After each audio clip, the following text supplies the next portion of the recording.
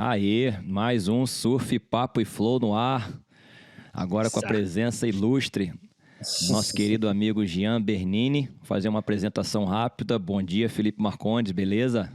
Beleza, bom dia. Pô, irado aqui o Jean participando do nosso podcast. Esse vai ser bom. Vai ser ótimo. Para quem não conhece o Jean Bernini, ele é o Team Manager da Lost Surfboard, do Matt Biolos. E ele tem aí nada mais, nada menos que ele lida com todos os melhores surfistas da Mayhem, tanto do CT, no feminino e no masculino, também do QS, no feminino e no masculino. Então nós temos aqui a ilustre presença do Jean Bernini para que ele possa falar um pouquinho mais do dia a dia dele, como ele começou, como é que foi o começo de tudo lá no Brasil. Vamos lá, Jean. Bom, primeiramente, prazer estar aqui, Felipe, André, obrigado por me chamar para participar. Só para completar a informação, são os atletas masculino e feminino do CT, masculino e feminino do QS, masculino e feminino Pro Júnior, masculino e feminino NCC, masculino e feminino todos os campeonatos possíveis e imagináveis e idades. 300 atletas? Quando você tem tempo para dormir? Deve ser uns 200 atletas por aí. Caramba, que equipe gigante. Uhum. E aí você faz todo o esquema de entregar a prancha, de ter certeza qual a prancha é para cada um. Faz todo o acompanhamento, desde fazer a encomenda, o pedido da prancha, fazer a comunicação com o atleta, ou quando é mais novo, com o pai do atleta, e fazer o meio de campo entre o atleta e o Matt Biolos, e depois acompanhar a produção da prancha, entregar a prancha, depois fazer o feedback se ficou boa, se não ficou, o que quer melhorar, o que não quer melhorar. Porque tem muito atleta que tem dificuldade de desenvolver um vocabulário para explicar o que ele gostou e o que ele não gostou. Sim. Então, às vezes, essa informação você tem que extrair do atleta, perguntar milhões de coisas e conversar até você entender exatamente o que ele gostou ou não, para poder sempre estar evoluindo as pranchas. Porque por mais que a prancha seja muito boa, cada pessoa surfa de um jeito, tem uma pressão no pé de um jeito, quer fazer isso, quer fazer aquilo, é uma borda, é um rocker na rabeta, uma coisa assim. Então, sempre muda de um atleta para o outro. Uhum. E, cara, para mim são umas coisas mais interessantes assim que acontece no sistema todo que eu penso assim, né, do sistema todo de um surfista profissional, né? Porque primeiro não é fácil viajar com prancha. Segundo, de repente o mar vai trocar lá no meio da janela do evento, ou logo antes, né, o mar troca e ele tá com uma prancha lá, ele ou ela tá com uma prancha lá que não é para aquele mar que vai trocar, e aí às vezes você tem que mandar a prancha. Como é que é tudo isso? Para mim é muito louco isso, que de repente eu já participei de algumas vezes assim, tem que mandar uma certa prancha foi pro Michel Borez uma vez. E aí eu levei 7 pranchas para eles para ajudar, porque não tinha tempo de mandar por correio. Como é que é? Você já mandou muito? Cara, a gente tem um exemplo. A gente tem um exemplo de Portugal agora, por exemplo. Muita gente não levou prancha grande pro evento. E nos primeiros dias estava bem grande. E no dia da final estava mínimo. Tava T-Street a parada. A gente tenta se prevenir mandando bastante pranchas para os atletas, às vezes rola de quebrar a prancha. Nesse evento agora de Portugal não tinha como eu mandar nada, o mar estava grande no início, a gente teve sorte que o Griffin e o Color levaram pranchas grandes, a Carice também. E quando o mar diminuiu, eles estavam cobertos, estavam com bastante prancha, eu estava com prancha pequena também. Mas teve um ano, não sei se foi, acho que foi há 2 anos atrás, que o Color também foi em Portugal. Ele levou prancha grande, mas não levou prancha pequena. O mar ficou pequeno. Não dava tempo de enviar a prancha dos Estados Unidos para a Europa, porque demora, alfândega, essas coisas todas. E aí ele foi numa loja e comprou uma prancha na loja, da Lost. E passou 3 baterias na prancha e ficou amarradão. Chegou aqui até mandou fazer um modelo que ele normalmente não usava. Caraca, irado. Mas rola essas paradas, cara. Às vezes eu tenho que pegar tudo, entrar no avião e entregar uma prancha só para uma competição, entendeu? Porque correio não dá para confiar. Ainda mais hoje em dia, depois da época do Covid, tudo demora muito mais para você enviar. Principalmente a parte de caminhão para entregar. Você falou do feedback, o quanto é importante para você e para o Matt entender o que o atleta está querendo. Nós tivemos o Fabinho Gouveia, se eu não me engano, há 2 episódios atrás, e o Fabinho é shaper já há muitos anos. E ele falou um pouco sobre isso. Qual é o atleta que passa as melhores informações para você e quais são os atletas que não entendem absolutamente nada de prancha? Cara, o Color Andino, por conta do pai dele também, que ele é muito ligado com o Dino Andino, eles entendem muito de prancha e eles levam isso muito a sério. A gente trabalha muito, a gente faz quivers de tipo 16 pranchas pro Color, ele entra na água, usa todas as pranchas em 2 dias, vem com uma lista, um caderninho, essa prancha isso, essa prancha aquilo, essa aqui é a rabeta, essa aqui o edge pode estar mais para cima, essa aqui eu quero mais... O Color seria o mais completo, e ele, como ele mora aqui em San Clemente, que é onde é a nossa fábrica, onde o Matt mora também, tem uma relação bem próxima, e eu diria que ele é o que mais comunica e desenvolve as pranchas junto com a gente. O Griffin também tem um bom trabalho, o Iago também tem o Grilão, que é o técnico dele, que aí nesse relacionamento eu faço muito mais meio de campo por questão da língua, é mais fácil comunicar com o Iago e com o Leandro em português e depois trazer para o Matt em inglês as coisas que ele quer. Esse eu diria que são... A Carissa também é muito ligada em parada de prancha. Agora, você vai querer que eu jogue alguém embaixo do ônibus mesmo, é isso? Não, não é embaixo do ônibus. É porque nós sabemos que alguns atletas não entendem muito. Vamos supor, o Gabriel num passado, né, não é mais assim, mas ele deixava tudo com o Charles. O Charles ele falava, eu quero 5'11", quero 6 pés. É o Charles que resolvia, entendeu?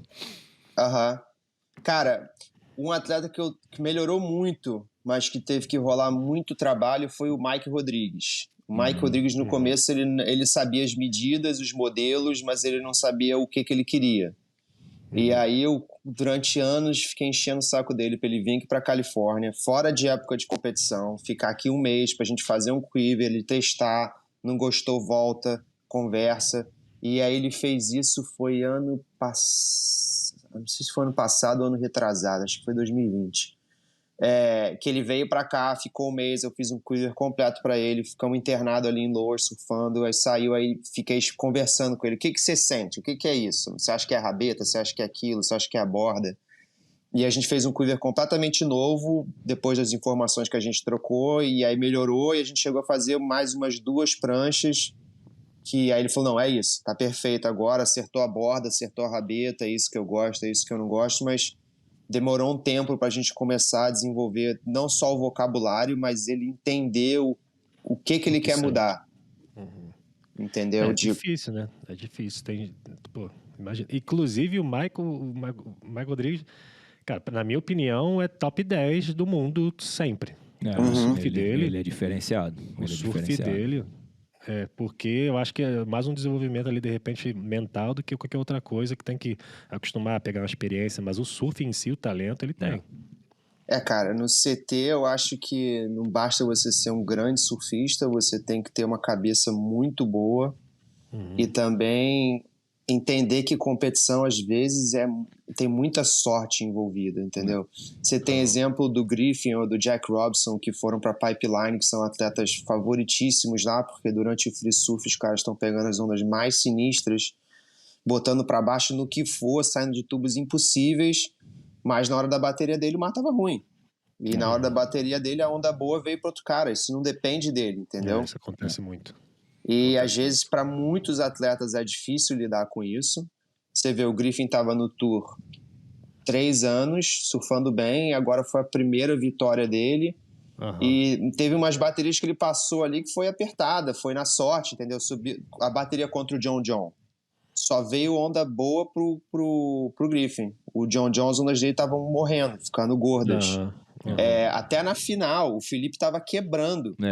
E subiram 2 ondas um pouquinho maiores pro Griffin, que ele conseguiu conectar as manobras mais limpas, que foi a diferença da bateria. Qualquer um podia ter levado ali.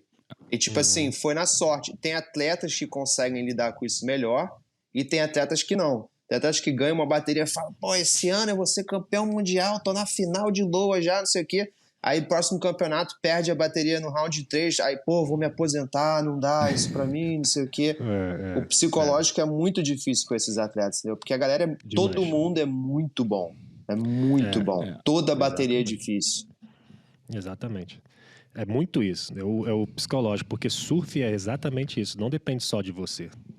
Depende do mar, né? Depende das circunstâncias, depende do horário, depende do vento, depende de tanta coisa que você tem que estar preparado para tudo. E é muito difícil lidar com isso psicologicamente, porque você pensa, fiz o meu melhor, mas não deu certo. Surf é 70% mental e 30% surf, cara. O Adriano falou isso para mim há mais de 15 anos atrás, ele estava completamente correto. Mas foi legal o que você acabou de falar, e principalmente como você trabalha e conhece o Griffin já há muitos anos, queria que você comentasse, você que acabou de tocar nessa parte mental, e o Griffin, eu concordo com você, para mim ele é top 5, o cara surfa demais, um estilo bonito, muita velocidade, muita borda, um cara que é extremamente radical também, mas pô, nessa última semana, logo após ele ter vencido o campeonato em Portugal, ele chegou a publicar, teve a humildade de publicar uma carta que ele escreveu para ele mesmo, dizendo quanto que o circuito mundial afeta essa parte mental, meio que desacreditando, jogando, tirando a camisa de like, falando, vou surfar no challenge, eu não vou me classificar, eu não vou passar do corte, e de repente vai e vence o campeonato. Então você pode falar um pouquinho mais sobre isso, porque você tem uma amizade grande com ele, e você é o cara também responsável de sempre estar ali fazendo quiver para ele, para todos os eventos. Cara, o Griffin, ele, para mim, é um atleta completo, ele é muito bom em onda grande, ele é muito bom surf de borda, ele é muito bom em aéreo, tanto que ele tirou o primeiro 10 do ano mandando aéreo reverse de back. E a parte mental dele é boa, porque ele trabalha isso, ele é um dos poucos atletas que eu conheço que faz meditação antes de todas as baterias. Por exemplo, no US Open, quando ele foi campeão mundial, ele saiu da semifinal, ele foi, falou com a galera ali, não sei o que, irado, ganhei, tô na final. Aí foi ele para trás do palanque sozinho, sentou, fez a meditação dele. Eu acho que cada atleta tem que desenvolver o seu sistema, independente de você ganhar ou perder a bateria, para você manter a sua estabilidade mental e poder fazer a performance da melhor maneira possível.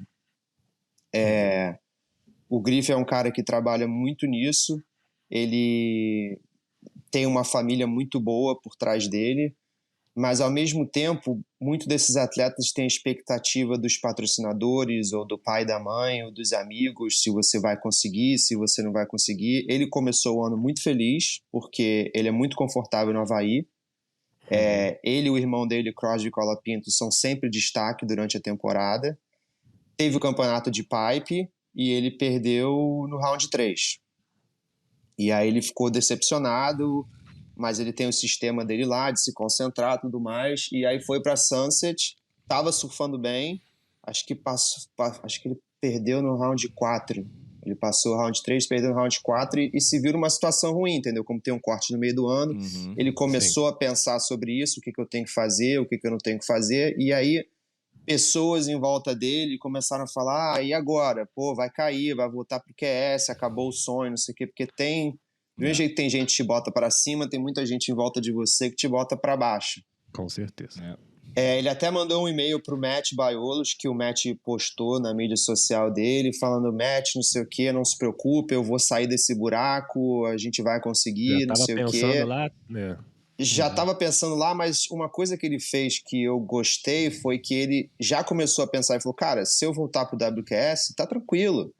Claro. Como o formato mudou esse ano, você não perde mais o ano inteiro. Se você cair no corte no meio do ano, você já entra direto no Challenge Series e você já pode se reclassificar para o ano seguinte. Então ele falou, cara, se acontecer, eu confio no meu taco que eu vou me dar bem no Challenge Series. Eu ganhei o US Open ano passado, eu posso me dar bem. Vai ter snappers, que é uma onda que ele gosta. Então ele relaxou, ele falou, cara, se eu perder tá tranquilo também. Mas eu ainda tenho a chance de ganhar. Só que aí ele foi assim, né? É horrível já pensar, mas eu acho que foi bom ele se preparar. Tipo assim, ele tirou essa preocupação da cabeça. Ele falou, eu vou dar o meu melhor. Verdade, se não acontecer, não é o pior dos mundos pra mim. Eu não vou ficar, ai meu Deus, perdi, tô fora. Não, eu volto, entendeu? E aí ele foi pro campeonato com a cabeça boa, mas ainda tava com uma... Ele fala nessa carta que você falou, que ele postou, que ele tava duvidando deles mesmos, sabia que prancha que ele ia usar, se eu uso isso, se eu uso aquilo, não sei o quê. e durante a competição ele foi pegando mais confiança e finalmente ganhou, e agora subiu de 27º para 7º lugar, entendeu? Aí tá bem. Eu acho que. Eu não sei assim os cálculos ainda, mas quem ganhou um evento, eu acho que fica bem difícil de não passar do corte. Eu acho que praticamente já passa do corte. São 10 mil pontos, né? Eu acho que pro corte é tipo um pouquinho menos de 20, você tá classificado. Uhum. Não, cara, o Griffin é sensacional, mas é interessante essa sua história, entendeu? E você acabou de falar uma coisa muito bacana, que é as pessoas que estão se cercando, cara. Você tem que se blindar, cara. Se você tiver pessoas que estão se cercando negativamente, essas pessoas vão te botar pra baixo. E às vezes são pessoas que você tem um carinho, que você gosta, que você conhece elas há tanto tempo. Às vezes é família, às vezes é seu pai, às vezes é sua mãe. Não tem nem como você cortar do seu grupo de pessoas, infância, entendeu? Às vezes amigo de infância fica ali por um maior tempão também. Uhum. Mas eu acho que essa vitória pro Griffin foi muito importante. Eu já vi outros atletas que estavam há anos no Tour, que as coisas não aconteciam. A partir do momento que eles ganhavam uma etapa, virava uma chavinha na cabeça da pessoa que... Tipo, o Michel Bourrez era um cara que estava no Tour há anos, e aí ele ganhou o evento lá no Rio, e esse ano ele quase estava ali no top 5, quase sendo campeão mundial. Tem várias pessoas que isso acontece. Então, o próprio Ítalo. Depois depois que ele ganhou lá em Bells, o cara foi pra cima, entendeu? Mas eu tenho admiração muito boa pelo Griffin, porque ele tem o quê? 23 anos, né? 23, ele tem 23 e ele é um moleque, assim, bem maduro. E para ter essa noção de preparar... tomar conta da saúde mental dele, de meditar, escrever, essas coisas são extremamente importantes. E muita gente passa a vida inteira sem saber que isso é importante, ou sem procurar uma saída, assim, não uma saída, né, mas um suporte, assim, né? E para ele fazer isso com o talento que tem, eu acho que ele é uma pessoa que tem um potencial gigantesco de ser campeão mundial, pelo surf e pela mentalidade dele. Aí você vê a importância da estrutura em volta de um atleta. E o patrocinador principal dele é a Billabong, que tem uma equipe muito boa por trás dele, que também dá o mesmo suporte pro Ítalo. A casa no Hawaii, os treinadores que eles colocam em volta dos atletas. A família dele também é muito boa. O pai do Griffin é professor de escola primária. Ele é salva-vidas aqui em San Clemente há 25 anos. Sempre, tipo, o cara é todo atleta, nada, corre, faz tudo o tempo todo. É uma família que, para os padrões americanos, é uma família, digamos, classe média. Tipo, ele nunca foi rico, milionário, nada disso. Então, ele sempre teve uma base muito boa e muito pé no chão. A mãe dele é enfermeira. E eles dois cresceram com muito pé no chão. O pai dele fazia um camping todo o verão aqui, tipo escolinha de surf para criança. Eles trabalhavam lá também. Então os dois meninos sempre trabalharam muito para ter o que eles têm, entendeu? Não foi uma parada meio que dada ou superstar desde criança. Eles dois tiveram sempre que trabalhar muito. E eu acho que o fato dos pais deles serem pessoas pé no chão ajuda muito nesse desenvolvimento deles. Sim, ele até parece, ele tem a semelhança assim, de personalidade de brasileiro, né? Quando tu conhece ele fala contigo olho no olho, aperta a mão, abraça. Eu gosto dele porque ele se dá muito bem com a gente, né? Com os brasileiros. Ele é muito humilde, gosta de falar com todo mundo. Eu gostei muito da entrevista do Filipinho depois da final, porque eu entendo que foi uma bateria muito apertada. Nós brasileiros, a gente tem muita paixão no surf e quando perde assim, essas baterias, o nego fica revoltado, começa a mandar mensagem no Instagram que foi roubado, que não sei o quê. E aí eu vi o Filipinho Toledo falando, cara, foi uma bateria muito apertada. O fato do Griffin ter ganhado foi o fato dele ter pego 2 ondas que foram ondas maiores e mais limpas.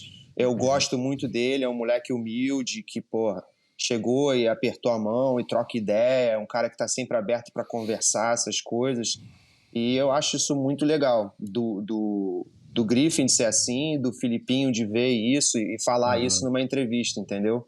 Sim. Tem uma outra coisa também que você acabou de falar do Griffin e do Felipe. O próprio Griffin também já disse que teve muitas conversas com o Felipe em Trestles durante as sessões de free surf, falando do circuito mundial, e que essas conversas que ele teve com o Felipe foi super importante para o amadurecimento dele dentro do circuito mundial, cara, porque a grande verdade, é lógico que é um esporte singular, que você compete contra todo mundo, mas ao mesmo tempo você viaja, cara, durante praticamente o ano inteiro com esses caras. Então você acaba tendo uma proximidade entre alguns atletas e acaba tendo uma amizade com alguns deles.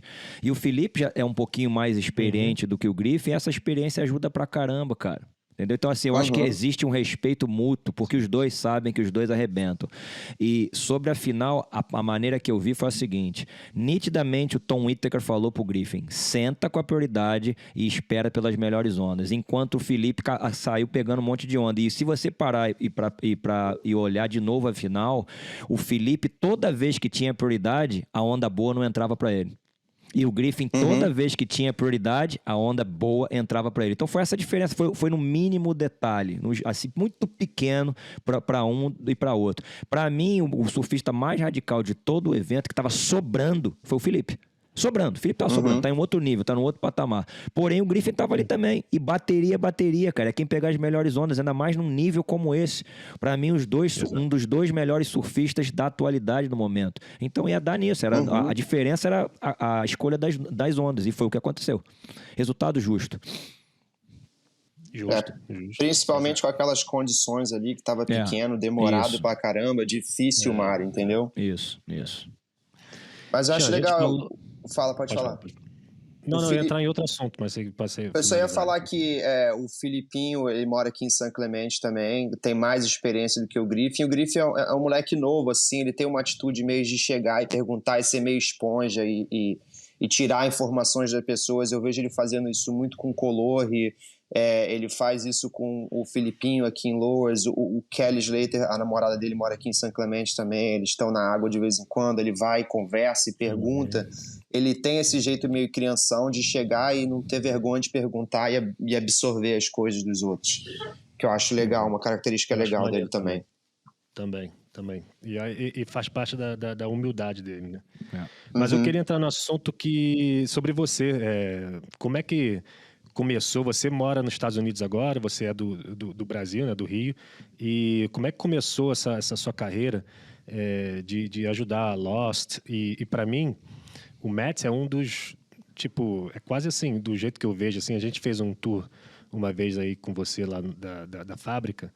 E tinha lá o escritório do Matt lá. Eu meio que vejo assim o escritório do Matt como se fosse o poderoso chefão, né? Que ele é meio temido assim pela galera.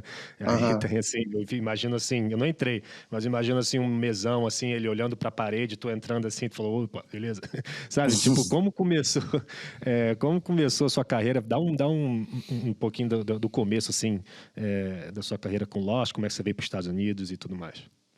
Eu vou tentar ser curto, porque começou há 16 anos atrás. Em 2005, eu comecei a Lost Brasil. Eu comecei a trabalhar com a Lost Brasil, eles começaram a me patrocinar. Eu fiquei muito amigo do Fred, lá do Rio, que era o representante da Lost.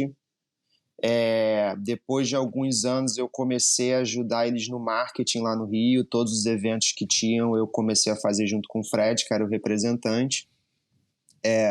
A empresa dona da Lost era Big Brands, que ficava em São Paulo, e eu comecei a conectar com eles, comecei a fazer uns eventos em São Paulo, fiquei bastante amigo do pessoal lá da empresa, da Big Brands, e estavam rolando os WCTs no Rio naquela época ainda, era lá no Postinho os eventos.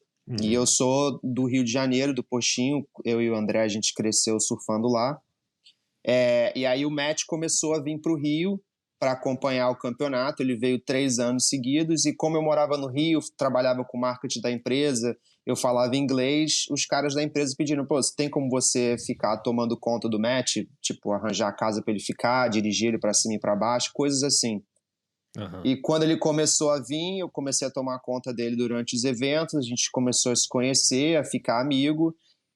Nessa época eu comecei a fazer a mídia social para a prancha da Lost Surfboard Brasil, e comecei a ajudar também nas vendas das pranchas no estado do Rio. E com o Matt vindo para o Brasil para essas competições, a gente acabou virando amigo, tendo uma relação, e eu falei, pô, cara, eu gostaria muito de ir lá na Califórnia um verão desse, passar um mês lá e ver como as coisas funcionam lá. Ele falou, não, tá bom, se você quiser vir, me manda um e-mail. Aí a minha namorada da época se formou da faculdade, ela falou, quero passar uns meses lá na Califórnia. Eu passei o e-mail pro Matt, falei, pô, Matt, tem como? Ele falou, vem. Assim, me respondeu em 1 hora e meia, peguei o avião, vim e comecei a trabalhar na fábrica dele. Mas comecei, Direto. tipo, limpando o chão, empacotando prancha, guardando invoice, fazendo o que tinha que fazer, entendeu? Sim. Eu lembro. E aí, por acaso, no meio do verão, é a época que bomba mais a produção, e ele abriu uma posição para cortar prancha, para usar a máquina que a gente usa aqui de cortar prancha, que é o sistema ACU.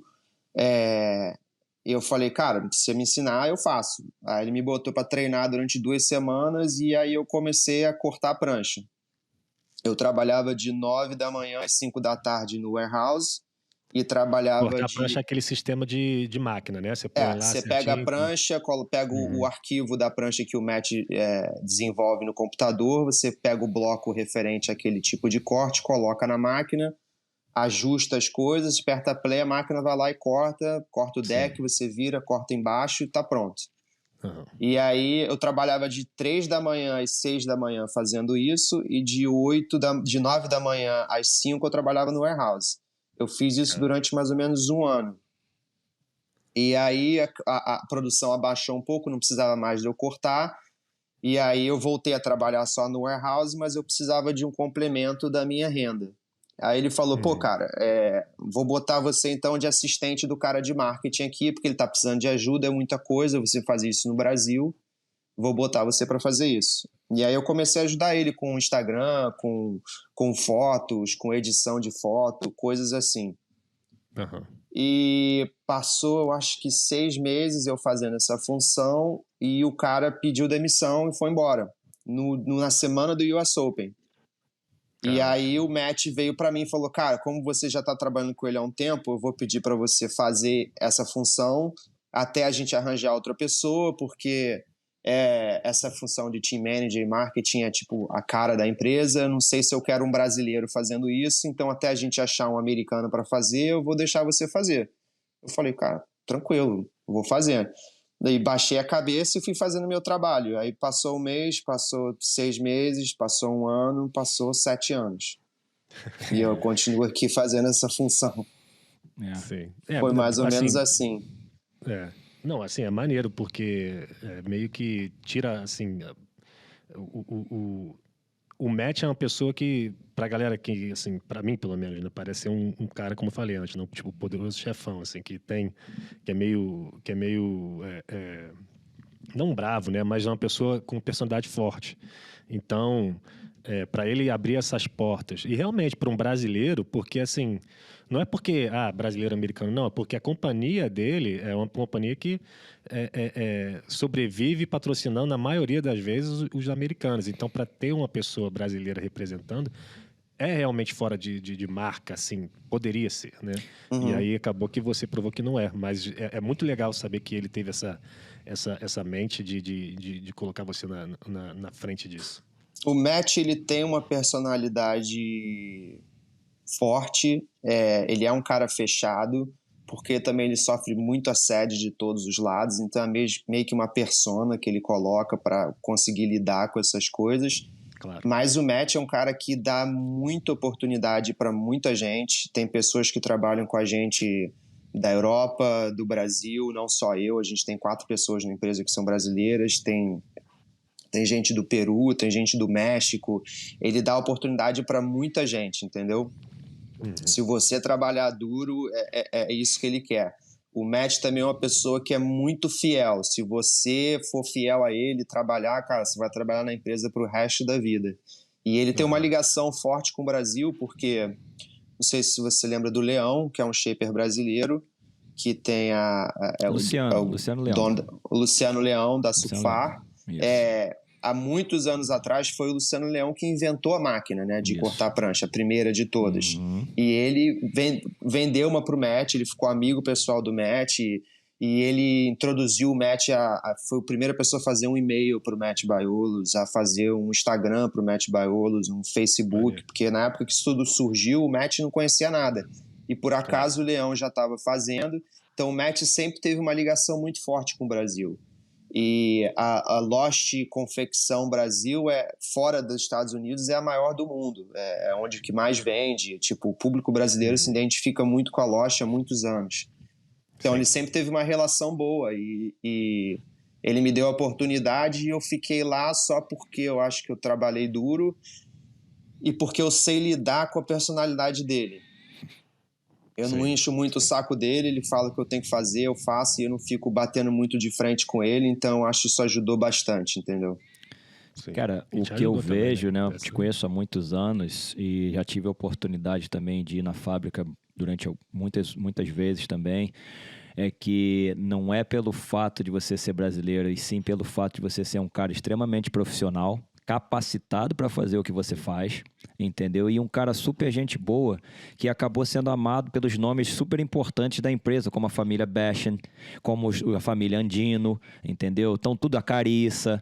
Então, as pessoas, os Rô, o Mason e a irmã, a Coco, entendeu? Então, tudo isso também contou muito para que você, independente de ser brasileiro, europeu, australiano, africano, o seu profissionalismo contou, cara. E outra coisa também que nós sabemos, que existiu um hassle, né? Uma negatividade em volta dos brasileiros por muitas coisas erradas que muitos brasileiros fizeram e continuam ainda numa minoria fazendo até hoje, e que acaba sujando muito a sua imagem, a minha imagem, a imagem do Felipe, entendeu? Eu também passei pela mesma coisa aqui em Santa Cruz, só que são 16 anos. Tem uma hora que nego olha e fala, cara, peraí, o cara mora aqui há tanto tempo, não faz besteira nenhuma, um cara tranquilo, pai de família, surfa bem, não rabeia ninguém, respeita todo mundo, pô, esse cara faz parte da nossa família também. E é o que tá acontecendo com você, é o que tá acontecendo com o Felipe na WSL Internacional, entendeu? Então é muito, cara, da nossa personalidade. A sua personalidade ser um cara do bem, ser um cara gente boa e extremamente profissional. Tá aí, 7 anos se passaram e você continua aí mais forte do que nunca. Obrigado pelas palavras, pelo carinho. Cara, eu acho que a gente brasileiro, crescendo no Brasil, a gente se acostuma a... Não tem tempo ruim, entendeu? A gente se vira, faz acontecer com o que tem, e eu acho que isso é uma característica que não tem muito aqui nos Estados Unidos, é diferente. E a grande coisa do meu trabalho é desenvolver relacionamento com o atleta. Claro. Eu faço muita coisa no escritório de computador e não sei o quê, mas a grande parte é ir pegar onda com a galera, sair para jantar. Na temporada havaiana é muito importante eu estar lá para estar junto com a família Rô, com a família Bashan e viver momentos e criar relacionamentos, até com atletas que a gente quer trazer para a marca. Eu normalmente conheço os atletas antes deles trabalharem com a gente e a gente surfa, faz as coisas juntos, faz viagens, faz tudo. Até quando é o tour, a gente fica numa bolha, né? Porque fica ali na área de atletas e fica no hotel e, tipo, como você falou antes, vira uma família isso. E nesses momentos que você cria uma relação com a pessoa e o cara fala, pô, aquele maluco ele é tão gente boa, é fácil de falar com ele, a prancha do Mayhem é boa, pô, vou tentar, entendeu? Fica mais acessível as coisas. Personalidade é tudo, né? Poder falar com uma pessoa. Tem gente que é muito, muito inteligente, mas tem uma personalidade ruim e essas pessoas é difícil de seguir, porque o mais importante é saber lidar, é conseguir lidar com a pessoa. E sendo a pessoa fácil de lidar é o principal. E a galera acho que vê isso em você. E aí tá aí o resultado, né? Uma carreira bem sucedida que ainda tem muito futuro. Então, é isso, né? Acho que é mais personalidade do que qualquer outra coisa. É bem isso mesmo.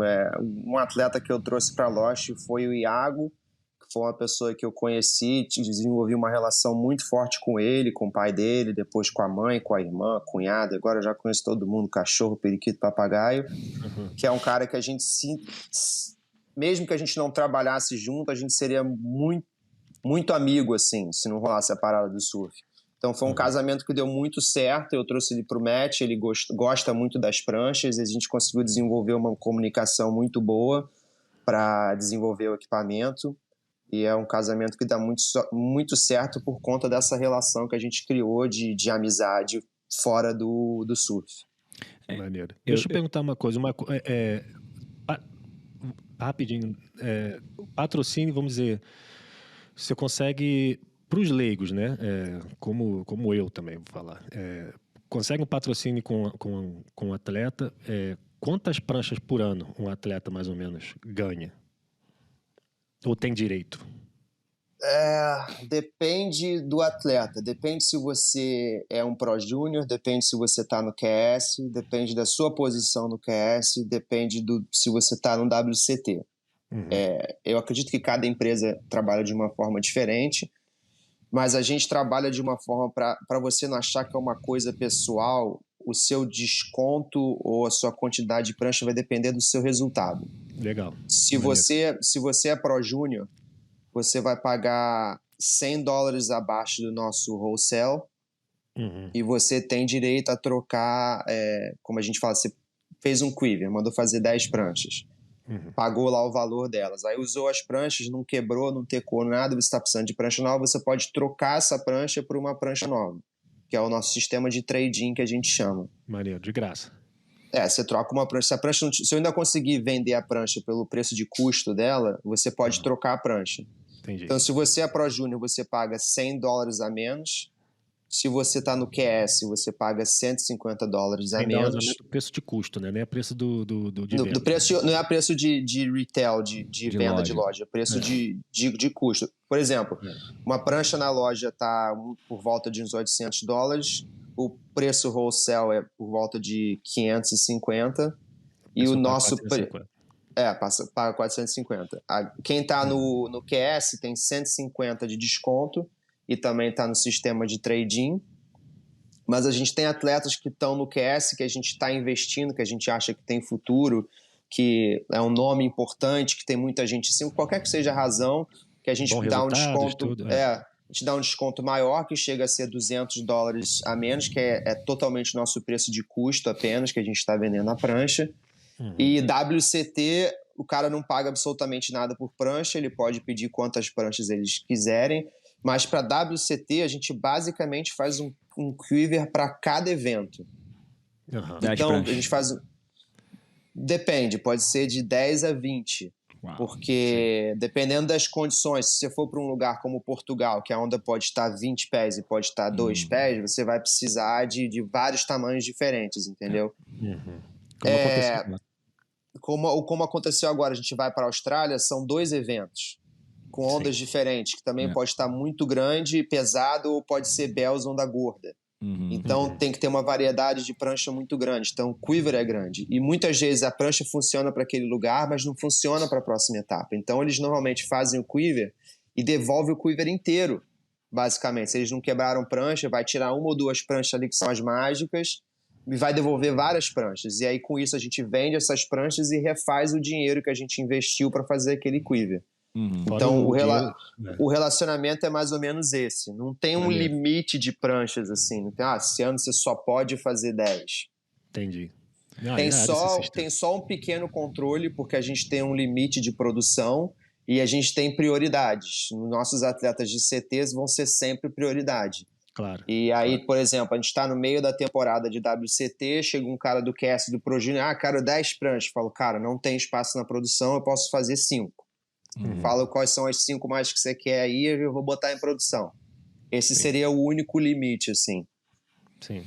Na real, os atletas Pro Júnior e o QS, que eles podem até revender essa prancha também. Tem muito. Eles podem fazer isso, ou eles podem trocar. Que às vezes esses caras, nego tá viajando o tempo todo. Porque, por exemplo, Pro Júnior ou Amador aqui nos Estados Unidos tem evento todo final de semana. Amador é todo final de semana tem um evento local aqui. WQS, se os caras não estão em competição, eles estão viajando com patrocinador para fazer imagem ou estão atrás de swell. Aqui em São Clemente é fácil que ele pode ir para o norte se não tiver onda aqui, para Santa Cruz, alguma coisa assim, ou então vai para o México, ou então pega um avião de 5 horas, está ali no Havaí. Então a posição aqui, a galera nunca tá parada. Então eles ficam sem tempo para vender prancha. É mais fácil de chegar e trocar, entendeu? Esse sistema aí é mais um suporte que a gente dá para eles, que a gente pode vender as pranchas para eles também. Eu queria que você falasse o seguinte: se você tivesse que fazer uma prancha para você, para surfar no Brasil num nível intermediário avançado, qual seria o modelo bacana para o cara usar nos beach breaks brasileiros. Um nível intermediário avançado. Depois a gente fala de um nível inferior, mas vamos lá, intermediário avançado. Bom, André, você tá falando onde é que eu vou surfar? Postinho ou meio da barra? Vamos lá no meio da barra, porque o postinho já é uma onda mais, digamos que faixa preta, São Conrado, Niterói, é uma onda mais faixa preta. Vamos pro meio da barra, que é uma valinha mais suave, a onda abre um pouquinho Cara, mais. Vou te dizer, ó, os carros-chefes da nossa empresa, que são as melhores, as pranchas que mais vendem, é a Driver e a Subdriver. A Driver é prancha high performance do dia a dia, assim, digamos. A Subdriver é uma versão da Drive que é um pouquinho mais larga, um pouquinho mais grossa, que provavelmente seria o modelo que eu ia usar para surfar meio da barra, por exemplo, Itamambuca, lá em Ubatuba, Joaquina. ou se eu fosse para o sul, uma praia do Rosa, assim, uma coisa assim. É uma prancha fácil de surfar, muito fácil de surfar, e você ainda consegue surfar radical na prancha. A Driver é um pouco mais fina, mais faca, que seria uma prancha que eu usaria mais num postinho, num São Conrado, num Ipanema ali fechando tudo, alguma coisa assim. É uma prancha que você tem que ter um pouco mais de habilidade pelo fato da borda ser mais caída, ser mais afiada. A Subdriver, como ela é um pouquinho mais arredondada, um pouquinho mais grossa, se você entrar de borda, você consegue se recuperar um pouquinho mais fácil, entendeu? A prancha é mais fácil de surfar.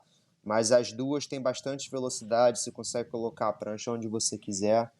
Então, esses seriam os dois modelos principais, assim, que eu indicaria para uma pessoa de nível intermediário ou avançado. A Driver funciona em qualquer condição, mas é aquela. Às vezes você pode estar no nível intermediário, mas você quer evoluir, você quer botar a prancha mais em borda, fazer a linha mais longa das suas manobras. E eu acho legal você pegar a Driver. E se você quiser uma prancha para qualquer condição e só se divertir, a Subdriver é ideal. E um nível inferior para pegar uma marolinha, uma onda mais cheia, um principiante que já está começando a fazer algumas curvas, qual seria o modelo ideal para surfar nos beach breaks no geral no Brasil? Mas qual é o nível do atleta aí? É um cara que está começando ou é um cara que já surfa e que é uma maroleira? Já surfa, não tem um nível intermediário, tem nem profissional, mas já surfa, já consegue dropar, já consegue cavar, já consegue botar a prancha para andar. Tá, esse tipo de prancha é como se fosse a especialidade da Mayhem. A gente tem muitos modelos, as pessoas até ficam um pouco perdidas. São as grovelers. Eu posso te falar as minhas favoritas, assim. Eu acho que a Red Ripper é uma prancha muito boa para o Brasil, para uma pessoa que está começando e as ondas são menores, porque ela tem bastante... Ela foi baseada em pranchas da década de 80, 90, então ela tem um biquinho mais grosso, que nem as pranchas antigas. Ela é bem larga e grossa embaixo do seu peito, que isso facilita você remar bastante. O fundo da prancha é mais flat, então se as ondas estão pequenas, ela consegue passar na parte mais flat ou sem força da onda. Mas ela tem uma wing na rabeta que deixa a rabeta mais estreita e a rabeta é bem fininha. O Matt faz isso porque deixa com menos espuma na rabeta da prancha, e com isso, se você colocar peso, você consegue afundar a rabeta da prancha e levantar o bico da prancha com mais facilidade para dar manobra, e também para colocar a borda em contato com a água e você conseguir fazer a manobra. A Red Ripper é uma prancha bem divertida, fácil de remar e bem estável para você pegar as ondas, porque ela é larga. Essa seria uma prancha muito boa. A gente tem a Rocket também, que tem mais ou menos a mesma ideia, mais volume embaixo do seu peito e na rabeta ela fica mais estreita. E tem as fishes. As duas fishes que eu mais gosto é a tradicional, que é a Round Nose Fish 96, que foi a grande prancha que colocou o nome da Lost Surfboards do Mayhem no mercado na década de 90. 5,19 1/4. E tem... Essa aí mesmo. E tem a California Twin, que foi uma parceria que o Matt Biolos fez com o Mark Richard, que cara, seria essa mesma coisa. Eu diria que a Round Nose Fish 96 é uma prancha que dá para você empurrar mais, colocar mais em borda, surfar mais radical. E a California tem uma prancha que é divertida, fácil de funcionar. Se você fizer um errinho de cavada ou entrar de borda, você consegue se recuperar com a prancha. É uma das mais divertidas, assim. Então, eu ia dizer que as 3 principais pranchas para marola seria a Red Ripper, a Roundnose Fish 96 e a California Twin. Irado. Show. Eu tô precisando de um fish, eu vou ter que comprar essa. A informação foi boa. Pode ter certeza que muita gente vai ficar de olho nessas informações. Direto. Quem tá surfando lá no Rio com a Red Ripper é o Minduim. Ele até me ligou tá aqui detonando, nos Estados Unidos, cara. perguntou qual que queria fazer, aí ele fez uma Red Ripper lá com umas chamas Eu e vi, tudo eu mais. vi, eu Ele tá vi. amarradão, tá postando Eu vários vi, vídeos. tá detonando lá no Ortex, rapaz. Lenda Fábio Minduim. E aí teve no evento do México do ano passado, eles fizeram uma bateria lá com os atletas surfando pranchas clássicas de várias épocas. Aí a Roundnose Fish estava lá e a gente deu sorte do Matheus Erdi pegar a nossa prancha e o moleque quebrou. A prancha era até grande para ele, acho que a prancha tinha 27 de volume, o Matheus surfa com 25 ou 24,5, alguma coisa assim. E o moleque destruiu com a prancha. Irado. Show de bola, cara. Pô, demais a sua participação no nosso programa. Foi um prazer tê-lo aqui com a gente, cara. Mó barato. Obrigado por todas as informações. E é muito legal a gente ver os brasileiros, né, cara, galgando o seu espaço dentro do mundo, na verdade. E você desenvolvendo um trabalho numa das maiores empresas de fabricação de prancha do mundo, cara. Parabéns mais uma vez e muito obrigado pela sua participação. Valeu, cara. Eu fico honrado de estar aqui, amarradão. O André é meu amigo de infância, de anos e anos atrás. Eu fico amarradão de ver você aqui. Quanto tempo você está aqui nos Estados Unidos, André? 16 anos. Ver você amarradão, se dando bem na WSL com sua equipe de treinamento agora lá em Santa Cruz. O Felipe, que está na WSL faz um tempo. Começou há mó tempão atrás também, fazendo mídia social, os corres dele, fazendo os vídeos dele. E, cara, brasileiro é isso, meu irmão. Nego dá 1 centímetro, a gente luta por 1 metro. Não tem caô, a gente faz acontecer aqui. Se vira nos 30. E aí os gringos têm que abrir as pernas, porque nego é faca na caveira e vambora. Eu acho que a nossa cultura de fazer as coisas porque a gente tem que sobreviver, entendeu? E a vida é difícil no Brasil, você tem que ralar muito para conseguir as coisas. E aí você vem para cá que você tem um pouco mais de oportunidade e estrutura, se você tiver essa mentalidade, cara, as coisas acontecem. Sem dúvida. Verdade. É muito bom mesmo ver brasileiros estando bem aqui, isso me dá muita felicidade. É uma honra ter você aqui, compartilhar a tua história. É muito bom mesmo a gente se unir e sempre conversar sobre essas oportunidades, sempre crescendo. Como você falou, a gente tem sangue no olho e vai para cima, dá 1 centímetro que a gente pega 1 metro. E, pô, brigadão mesmo pela participação. Com certeza vamos ter você mais algumas vezes aí. Sem dúvida. Valeu mesmo, obrigado. Valeu, obrigado, estou à disposição aí, qualquer parada, se quiser chamar, a gente troca mais uma ideia. Tamo junto, sangue bom. Valeu.